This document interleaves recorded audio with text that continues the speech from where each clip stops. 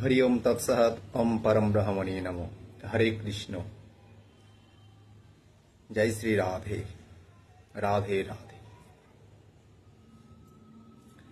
এখন বর্তমানে দেখতে পাওয়া যায় কিছু নব্য কীর্তনিয়ার উদ্ভব হয়েছে, যারা কীর্তনের আসরে ওঠে ব্রাহ্মণকে নিন্দা না করলে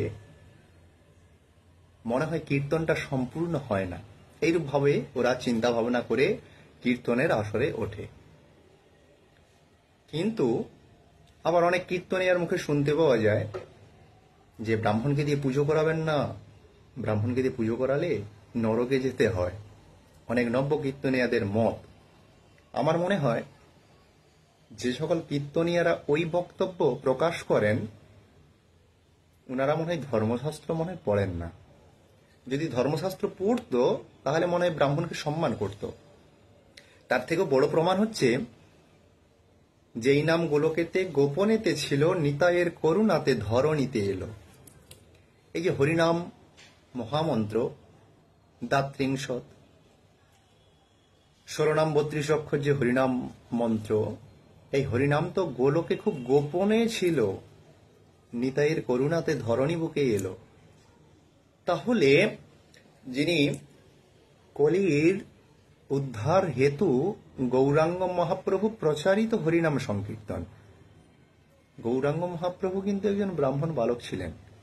এটা একটু চিন্তা করার বিষয়। গৌরাঙ্গ মহাপ্রভুর পিতৃদেবের নাম ছিলেন জগন্নাথ মিশ্র। এবং যে সকল কীর্তনিয়ারা ব্রাহ্মণদেরকে নিন্দা না করলে থাকতে পারে না, ওনারাই কিন্তু সর্বাগ্রে আসরে ওঠার আগে ব্রাহ্মণকে প্রণাম করেই উঠে। কি অবাস্তবিক দেখুন। শ্রীকৃষ্ণ চৈতন্য প্রভু নিত্যানন্দ শ্রী অদ্বৈত গদাধর শিবাসাতি গৌর ভক্তবৃন্দ, ইনারা কিন্তু সকলেই ব্রাহ্মণ। আর ওনাদেরকে সর্বাগ্রে প্রণাম করে এদিকে ব্রাহ্মণ নিন্দা করছে। কি মুখে হরিনাম প্রচার করছে ওনারা, আমি তো বুঝতে পারছি না। বলছে ব্রাহ্মণ যাহার প্রতি প্রসন্ন হয় সেই ব্যক্তি অতি সহজেই বিষ্ণুলোক প্রাপ্তি হয়। কথায় আছে না, ভবিষ্য পুরাণে 208 নম্বর পৃষ্ঠাতে। কি প্রমাণ?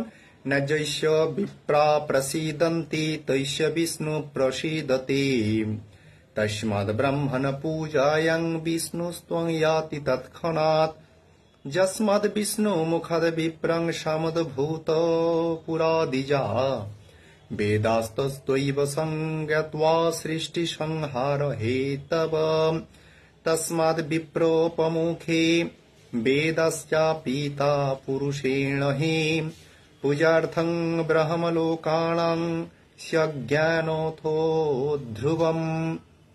অর্থাৎ ব্রাহ্মণ যাহার উপর প্রসন্ন হন, ভগবান বিষ্ণু তাহার উপরে অতীব প্রসন্ন লাভ করেন।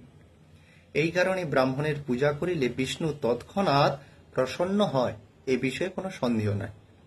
হেদি যখন ব্রাহ্মণ বিষ্ণু হেদি যখন ভগবান বিষ্ণুর যে মুখ থেকে প্রথমে ব্রাহ্মণ উৎপন্ন হয়েছে এবং বেদ সকল সেখান থেকেই উৎপন্ন হয়েছে, যা জগৎ সৃষ্টি ও সংহার হেতু। এই কারণে প্রথমে পুরুষ দ্বারা বিপ্রের মুখে বেদের তিনি অর্পিত করেন।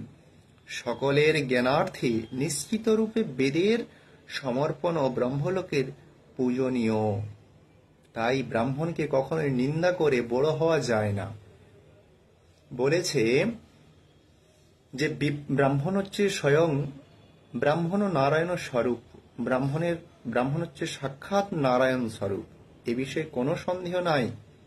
তাই বলা হয়েছে যে পৃথিবী জানি তীর্থানি তানি তীর্থানি সাগরে, সাগরে জানি তীর্থানি বিপ্রপাদি সুচতানি। অর্থাৎ ওই কারণেই যজমান বাড়িতে গেলে ব্রাহ্মণদের পা ধুইয়ে দেয়, তার কারণ সকল তীর্থের ভ্রমণ করার তো সমর্থন হয়ে ওঠে না।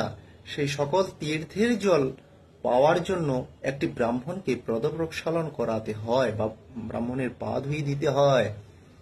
তো তাই বলবো, নব্য কীর্তনারা যারা এখন আসর মাতাচ্ছেন ব্রাহ্মণদেরকে ছোট করে, একটু চিন্তা করবেন যে ব্রাহ্মণকে ছোট করে কেউ কখনো বড় হতে পারে না।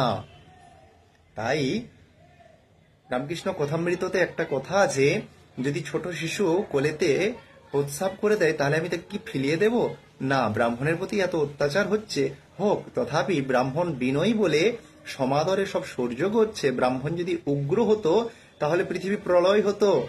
তাই মহানন্দে প্রেমসে বলো রাধে রাধে।